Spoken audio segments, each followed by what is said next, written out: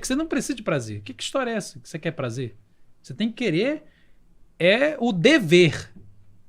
É uma corruptela do estoicismo, que se confunde com o cristianismo em alguns momentos. Estoicismo é uma filosofia grega que vai dar muita ênfase na coisa do dever.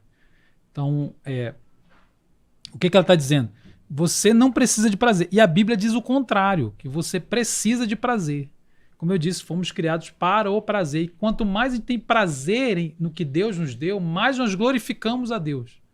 Deus tem prazer, você glorifica a Deus na medida que você glorifica a Deus na medida que você tem prazer nele. Mas, cara, vê que são um monte de conceito. Eu falo demais, né? Porque quando eu falo prazer em Deus, o que a galera entende? Oração, Bíblia e ir para a igreja. Porque Deus na nossa mente é isso. Entende? A gente reduziu Deus ao devocional e à igreja. Aquilo que a gente considera religioso, espiritual. E ter prazer em Deus não tem nada a ver com isso. O que é ter prazer em Deus? Ter prazer em Deus é ter prazer em absolutamente tudo que Deus te deu, que foi dele, que veio dele. Tudo. Inclusive ler a Bíblia, orar e ir para a igreja. Isso está incluído. Isso é importante. Mas não só isso. Mas não só isso. Eu não quero dizer aqui que não é importante. Essas coisas são importantes. E devem ser fonte de prazer também. Tanto é que o salmista, no Salmo 119, ele não fica dizendo assim, nossa, como foi difícil eu completar a leitura bíblica do ano.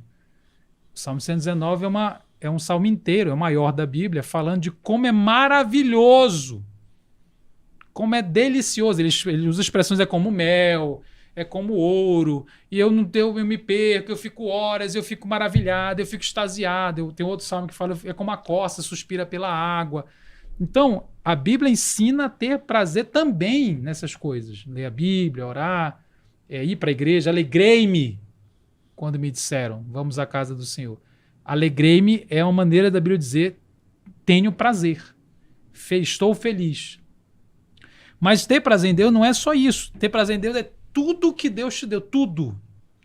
Tudo que você tem que não é pecado é para que você glorifique e tenha prazer, e desfrute. Então, se você trabalha, lá você precisa obedecer a Deus e precisa desfrutar. Se você estuda, você precisa obedecer a Deus e desfrutar. Se você é solteiro, você precisa obedecer a Deus e desfrutar da vida de solteiro de tal forma que você obedeça a Deus, é claro. Sim, não. Porque o casado vai ter sexo, caramba, inclusive sexo para o casado geralmente é um problema. Então, geralmente não, deixa eu melhorar. Muitas vezes é um problema. Sexo do casamento não é uma coisa que acontece automaticamente. Então, você é casado, eu preciso aprender, no meu caso, tenho uma esposa, eu preciso aprender a ter prazer nela. É tão espiritual eu dizer não ao Xvideo, é tão espiritual, quanto eu dizer sim por prazer com a minha esposa. Eu preciso investir intencionalmente em buscar prazer. Isso é uma tarefa espiritual. Eu preciso buscar prazer na vida que Deus me deu. Isso inclui coisas não sexuais e, no caso do casamento, coisas sexuais. O prazer na vida toda. Eu preciso saber descansar, eu preciso saber o que produz. Aliás, se o pessoal ir se perguntar, né? Escreve no comentário 3 coisas que você tem prazer sem pecar. 3 maneiras de ter prazer que não incluem pecados, que você sabe que não está errado. É claro que essas coisas podem se deturpar e virar um problema. Sim. Tudo pode. Né? Mas eu quero dizer assim, dentro do bom senso, então, por exemplo, eu falo, eu tenho prazer em ler um livro. Eu gosto de jogar tênis. Jogar tênis. Claro, se você ficar jogando tênis todo dia, isso vira um problema. Sim. Assim como ler todo dia vira um problema. Assim como jogar videogame, pode ser um negócio legal. Pode ser um problemaço. Sim. Então, é claro que essas coisas podem se desvirtuar, mas é importante você espalhar o prazer pela vida. Tira ele dessa caixa chamada pornô e espalha a busca pelo prazer. Isso é uma estratégia. Não é uma estratégia. Isso é o chamado de Deus para o homem.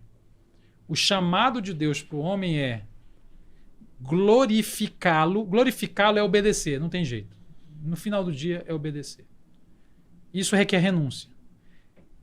E desfrutá-lo. Não sei se você conhece a Declaração de Westminster. Não. Declaração de Westminster é uma das mais antigas, é do século XVII, se eu estou certo.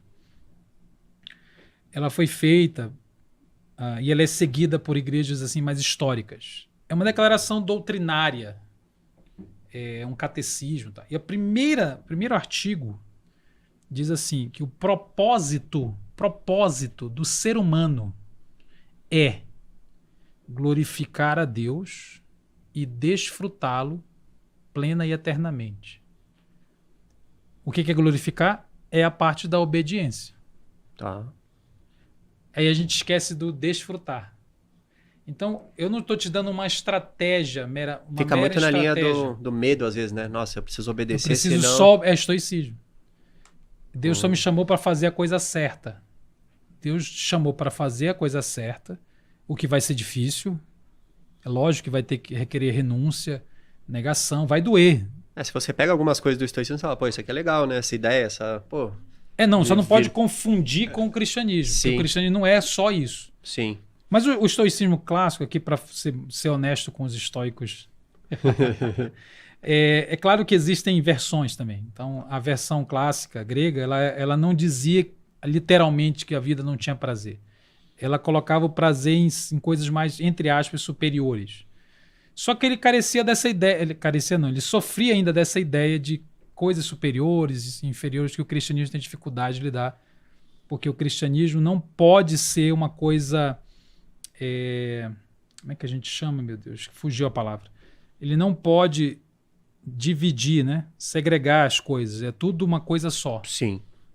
A vida toda é de Deus. Né? Então, não existe o meu trabalho não existe uma coisa e eu tô na igreja de Deus, não de Deus. Né? Como a gente aprendeu platonicamente a fazer. Então, o que eu quero dizer é um chamado de Deus à obediência, mas é um chamado a desfrutar. Então, quando você perguntou, isso é uma estratégia? Eu estou falando, isso é mais que uma estratégia. Na verdade, é a única maneira de viver a vida cristã. Só que ninguém disse isso pra gente. Né? Então, para ser prático, se o cara tá ali viciado em pornografia, ele entendeu que é errado, ele quer parar, ele já entendeu agora que ele ama alguma coisa mais do que a Deus e falou, caraca, essa doeu, né? Acho que todo mundo aqui, na hora que você pra mim dói também. Dói. Só que mesmo assim, mesmo entendendo tudo isso, ele ainda cai. Então, uma estratégia seria ele, cara, vou anotar aqui 10 coisas, 3 coisas que sejam que eu sinto prazer, que não sejam tal, e no momento que eu tiver vontade, eu vou para uma dessas coisas. Seria uma estratégia? É uma estratégia, mas assim, essa confrontação do ídolo, ela tem esse elemento, tem essa faceta comportamental que você está descrevendo, ela faz parte, mas ela também precisa de outras reflexões. Assim. Meu nome é Elias Mamã e esse é um corte do Verdade Cast, o podcast que tem a missão de descobrir novas verdades sobre todas as áreas que vão te ajudar a crescer na vida. Para assistir o episódio completo, clica aqui e não se esqueça de se inscrever no nosso canal.